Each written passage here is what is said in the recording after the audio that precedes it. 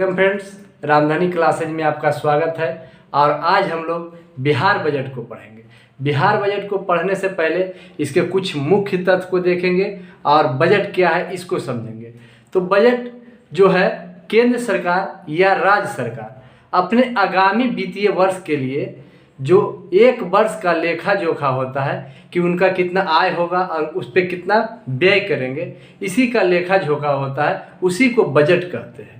तो बजट जो शब्द है, बजट, यह शब्द फ्रांस का शब्द है। कहाँ का? फ्रांस का।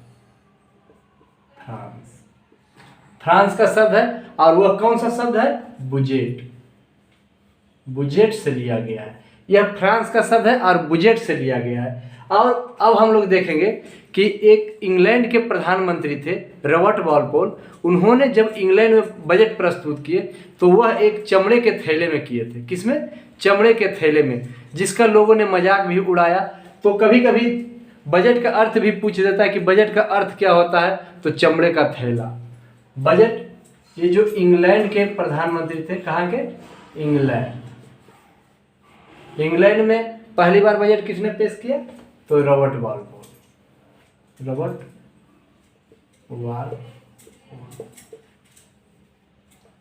अब हम लोग देखेंगे कि इंडिया में आएंगे कि इंडिया में पहली बार बजट किसने पेश किया। तो इंडिया में पहली बार बजट पेश कराने का श्रेय लॉर्ड कैनिंग को जाता है। किसको? लॉर्ड कैनिंग को। प्रथम बजट पेश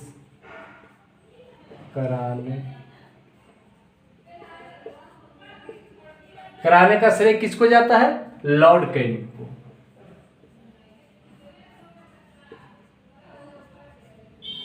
लॉर्ड कैनिंग को जाता है। और किनके द्वारा किया गया था? तो रॉबर्ट विल्सन। किसके द्वारा? Robert Wilson. भारत में पहली बार बजट किसने पेश किया? Robert Wilson. पहली बार पेश किया किसने? ये ब्रिटिश क्राउन था, उसमें कौन पेश किए? Robert Wilson. इन्होंने कब पेश किए? तो 18 फरवरी और 1860 ईस्वी को। इनका नाम को नामित किए थे 1859 में। कब किए थे? 1859 में, कि इन्होंने जो है अब बजट पेश करेंगे। कौन? Lord Canning. अपनी कार्यकारिणी सभा में इनका नाम को घोषणा किए थे 1859 में। और इन्होंने 18 फरवरी 1860 ईस्वी को पहली बार भारत का बजट पेश किया। उन्होंने इसलिए करवाए क्योंकि भारत से हमको कितना इनकम हो रहा है एक साल में और हम इस पे कितना खर्च कर रहे हैं, इसके एक खाका उन्होंने तैयार करवाया। वही पहली बार रॉबर्ट विल्सन के द्वारा करवाया गया था। अब हम लोग देखेंगे कि बजट जो होता है वह राष्ट्रपति के नाम से होता है। किसके नाम से होता है? राष्ट्रपति के नाम से। लेकिन बजट जो है वह वित्त मंत्री के द्वारा पेश किया जाता है। किसके नाम से रहता है? तो राष्ट्रपति के नाम से। लेकिन पेश कौन करता है? पेश जो करता है वह वित्त मंत्री करता है। कौन करता है? वित्त मंत्री करता है। अब हम लोग देखेंगे भारत में जो बजट पेश होते हैं वह अनुच्छेद, किस अनुच्छेद के तहत पेश होते हैं, इसको देखेंगे। तो भारत में केंद्र सरकार द्वारा जो बजट पेश होता है वह अनुच्छेद कब किसके तहत होता है? तो अनुच्छेद 112 के तहत। किसके? अनुच्छेद 112 के तहत। और बजट जो पेश होता है राज्य सरकार के द्वारा वह किसके तहत होता है? 202 के तहत होता है। और एक चीज और क्वेश्चन पूछता है कि स्वतंत्र भारत में पहली बार बजट किसने पेश किया? स्वतंत्र भारत में पहली बार बजट किसने पेश किया? तो किसने किया? R.K. षणमुगम शेट्टी होता है। उसके बाद अब हम लोग आगे की ओर चलते हैं। तो सबसे पहले देखेंगे कि शून्य आधारित बजट एक होता है। क्या होता है? शून्य आधारित बजट। यह पहली बार किस देश में पेश किया गया था? तो पहली बार अमेरिका। किस में? अमेरिका में। अमेरिका में जो यह पहली बार शून्य आधारित बजट पेश किया गया था वह किसने किया था? तो पीटर ए पोयर। उसके बाद अब देखेंगे कि यह जो बजट अमेरिका में पेश किया गया वह कब किया गया? तो 1973 में। 1973 में। अब हम लोग देखेंगे कि भारत में पहली बार शून्य आधारित बजट कब पेश किया गया? तो भारत में पहली बार जो है शून्य आधारित बजट 1988 में पेश किया गया। उसके बाद हम लोग देखेंगे रेल बजट को आम बजट से कब किया गया? अलग। रेल बजट को अलग आम बजट से कब किया गया? तो 1924-25। कब किया गया? 1924-25 में। उसके बाद अभी जो है रेल बजट को और आम बजट को वर्तमान में एक कर दिया गया है। वह रेल बजट और आम बजट को एक कर दिया गया। वह कब किया गया? 2016 में। और ये हो गया वर्तमान में। उसके बाद अब हम लोग बिहार की ओर चलते हैं। तो बिहार में आम बजट को पेश अनुग्रह नारायण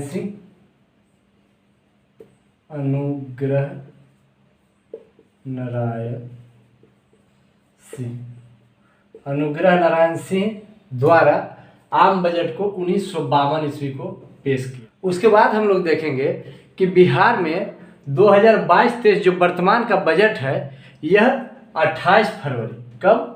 28 फरवरी 2022 को पेश हुआ। कब पेश हुआ? 28 फरवरी 2022 को पेश हुआ। किसके द्वारा? तो ताजकिशोर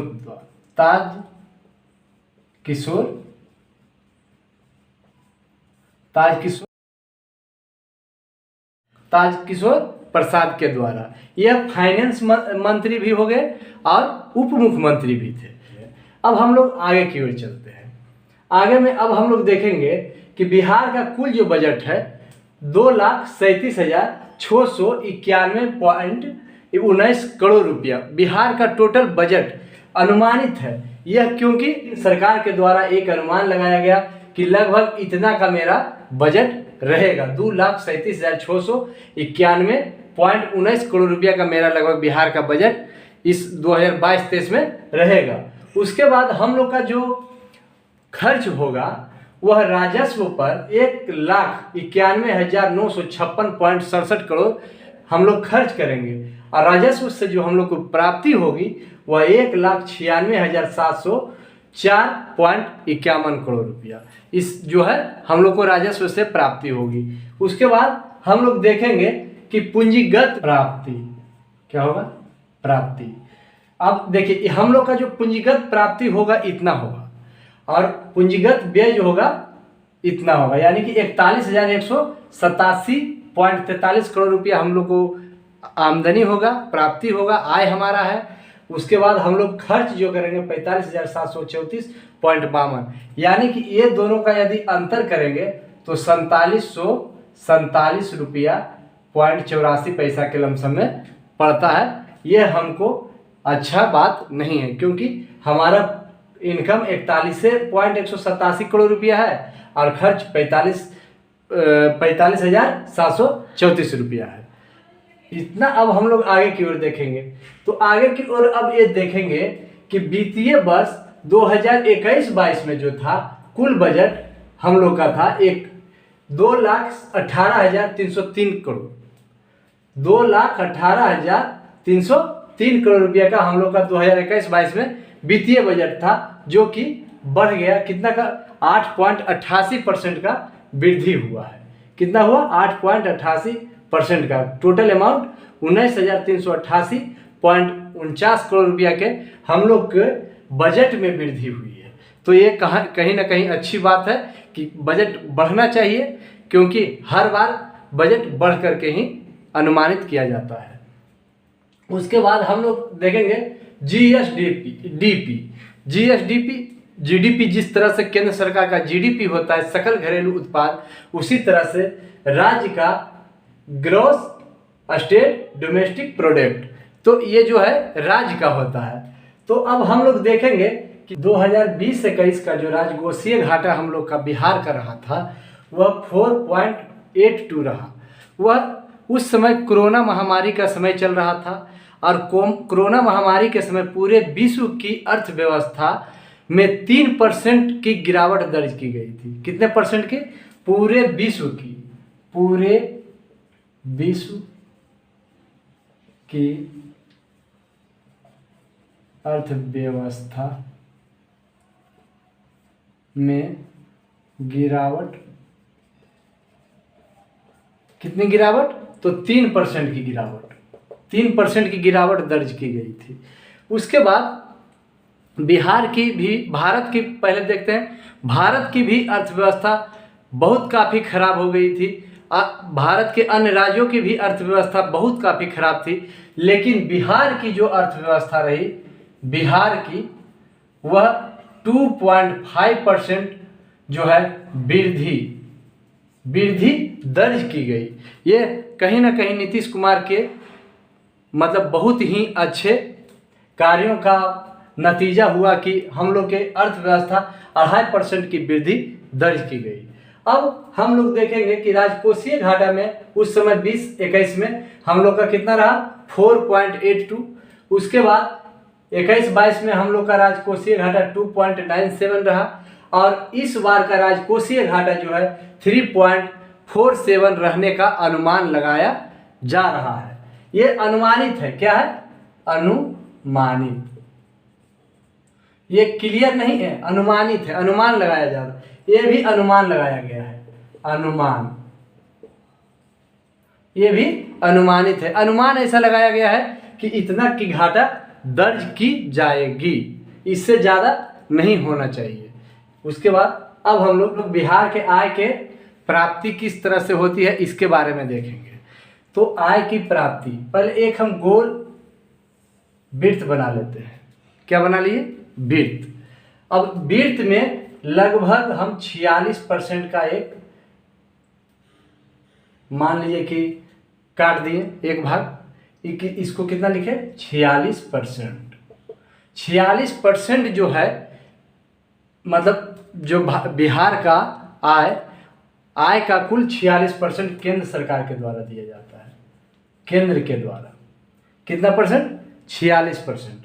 उसके बाद आय की प्राप्ति होती है केंद्र द्वारा, आय की प्राप्ति, केंद्र द्वारा आय की प्राप्ति 46%। उसके बाद हम लोग देखेंगे कि 21% जो है राज्य अपना राजस्व से संग्रह करता है। राज्य अपना राजस्व से, राज्य जो है अपना राजस्व से संग्रह करता है। उसके बाद अब देखेंगे कि जो अब सहायता अनुदान जो केंद्र सरकार के द्वारा मिलता है वह कितना परसेंट मिलता है? 30%। कितना परसेंट? 30% केंद्र सरकार के द्वारा बिहार को सहायता अनुदान मिलता है। सहायता अनुदान केंद्र द्वारा, केंद्र के द्वारा सहायता अनुदान कितना मिलता है? 30%। अब हम लोग देखेंगे कि राजस्व अपना 21% और बच गया शेष कितना? लगभग 3% जो है किसके द्वारा? अन्य के द्वारा। ये 3% जो है अन्य द्वारा। तो फिर हम एक वृत्त बना लेते हैं। वृत्त में अब देखेंगे कि ये जो वृत्त का डायग्राम किस तरह से बनेगा? एक आर्थिक सेवा का बना लेते हैं। इसमें कितना? 25%। आर्थिक सेवा आर्थिक सेवा में कितना परसेंट? 25%। उसके बाद हम लोग देखेंगे कि समाज योजना, सामान्य योजना में 28%। किसमें? सामान्य योजना। सामान्य योजना में जो सरकार खर्च करेगी वह कितना परसेंट? 28% करेगी। उसके बाद सामाजिक सेवा, सामाजिक सेवा, सामाजिक सेवा में कितना? 41%। सरकार कितना खर्च करेगी? 41%। अब हम लोग देखेंगे कि लोक ऋण, लोक ऋण, लोक ऋण में कितना? 6%। लोक ऋण में कितना? 6%। यह सरकार की खर्च है। अब हम लोग आगे की ओर देखेंगे कि आर्थिक वृद्धि, यह भी एक डायग्राम बना देते हैं आर्थिक वृद्धि का। इसमें मान लीजिए कि 2.5 लिखे, उसके बाद इसमें 9.8 लिखेंगे, इसके बाद एक और बना देते हैं, इसमें 9.7 लिखेंगे। ये जो है आर्थिक वृद्धि दर है, क्या है? आर्थिक वृद्धि, आर्थिक वृद्धि। ये जो बिहार सरकार की आर्थिक वृद्धि है वह 2020-21 में 2.5 दर्ज की गई थी। उसके बाद 2021-22 में इतना अनुमानित था। उसके बाद 2022-23 में 9.7 अनुमानित है। उसके बाद अब हम लोग चलेंगे कि ब्याज भुगतान। बिहार सरकार जो है ब्याज भुगतान जो करेगी, भुगतान वह 10% ऐसे करना चाहिए कोई भी सरकार को अपने ब्याज के भुगतान में, लेकिन बिहार सरकार अभी कितना करेगी? 8.24%। 8.24% बिहार सरकार ब्याज की भुगतान करेगी। बिहार सरकार के द्वारा बिहार बजट में कुछ मुख्य बिंदु पर भी विशेष ध्यान दिया गया है। उसमें है क्या कि गंगा के दोनों किनारों पर जैविक के कॉरिडोर बनाने की योजना बनाई गई है। क्या चीज? गंगा के दोनों किनारों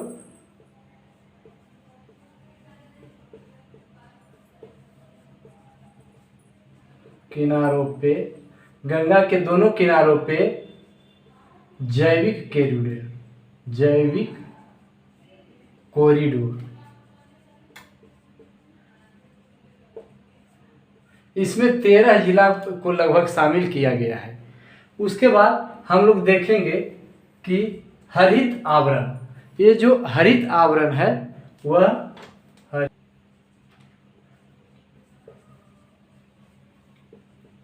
यह कुल भौगोलिक क्षेत्र का, कुल भौगोलिक क्षेत्र का 15% करने की योजना बनाई गई है।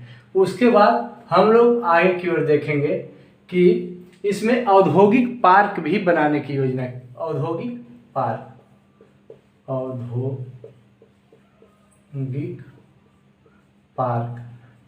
पार्क कितना बनाया जाएगा? तो 7। उसके बाद हम लोग देखेंगे बिहार बजट में कि कुल 6 सूत्र पे विशेष जोर दिया गया है। कितने सूत्र पे? बिहार बजट के 6 सूत्र, बिहार बजट का 6 सूत्र। और एक और है क्या? आत्मनिर्भर भारत के लिए। ये तो एक साइड हो जाए, लिख देंगे इसको, और एक साइड लिख देंगे क्या? आत्मनिर्भर भारत के लिए 7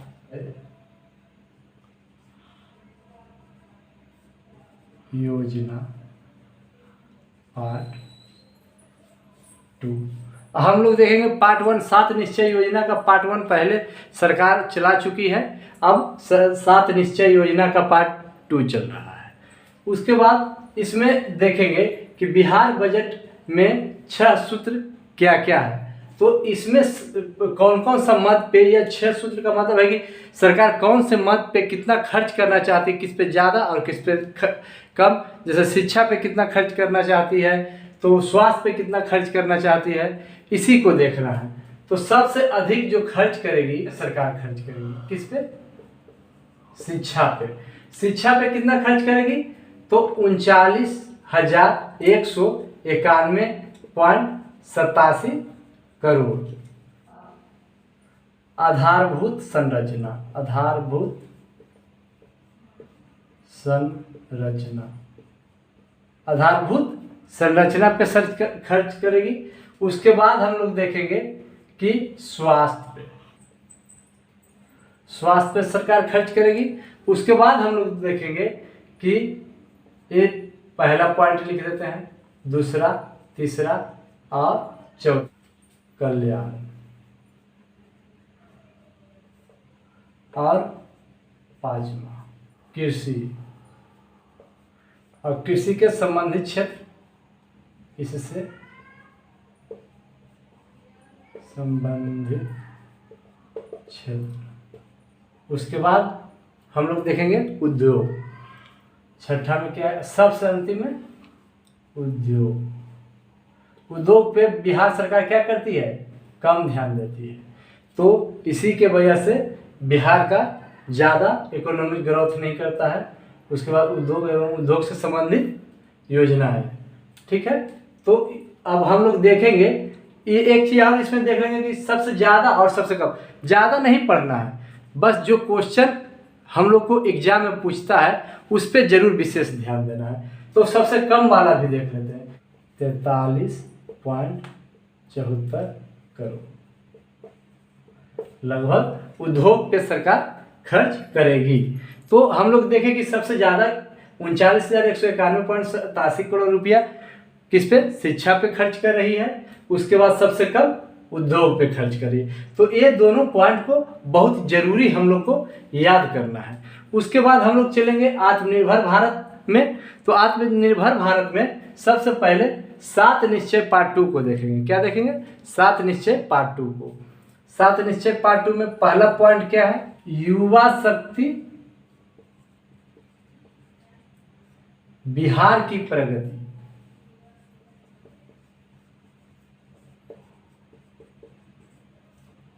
उसके बाद देखेंगे दूसरा पॉइंट में क्या कि सशक्त महिला,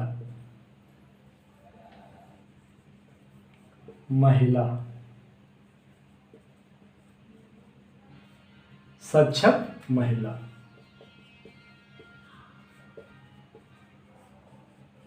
सशक्त महिला, सक्षम महिला। अब तीसरा पॉइंट में देखेंगे हर खेत तक सिंचाई का पानी उपलब्ध कराना। उसके बाद चौथा पॉइंट में क्या देखें? स्वच्छ गांव समेत गांव। और पांचवा में स्वच्छ शहर, विकसित शहर।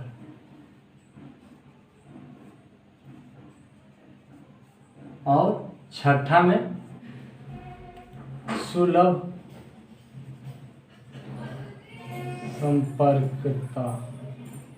उसके बाद हम लोग देखेंगे 7वां पॉइंट, सबके लिए अतिरिक्त स्वास्थ्य सुविधा, स्वास्थ्य सुविधा। ठीक है।